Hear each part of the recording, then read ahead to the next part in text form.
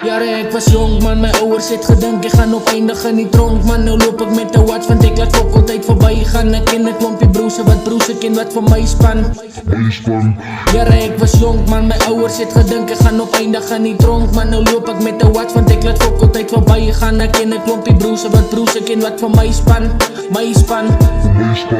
Hallo hy, daar is JD de Don. Die tracks wat ek maak, dat jy oordrom bar soos 'n bom. Dis punchlines en straight crimes, wie worry oor. Dis hard om 'n honest living te maak as jy die ghetto uitkom. Salute, en ek vas aan die gedagte. Baie keer dan sit ek wakker slaaplose nagte. En somehow met die pen dan trek ek super sy en kragte. Ek doen dit vir my en my broers wat sit in die skagte. Okay, laat ek 'n puk pop, laat gou hulle jaws drop. My wordplay is te wyn, ek is die king, ek word on top. Okay, wag, laat ek gou vir Junior op. Roep vinnig verloore op, laat ons gou 'n feature drop. Explain ons fok het op, ek slaat gou uit by jou op. Draai by nie 'n fok, ons maak kakkie, don't stop. Dag met 'n klompie Nigerians gou by jou huis op. AK-47, dis 'n kill shot. Spin weg met die E36 met BBS rims op. En daar kom even 'n klompie X5 agterna op. Net om seker te maak dat ek aankom by die safe spot. Alles was beplan, nou gaan ek na blok. Ek is just gerook, ek sweer my oor lyk as ons marbles. Ek lig die hele fucking rap game as Captain Marvel. Ek dissie, ek disable vir jou wat jou nog wil bravo. Chase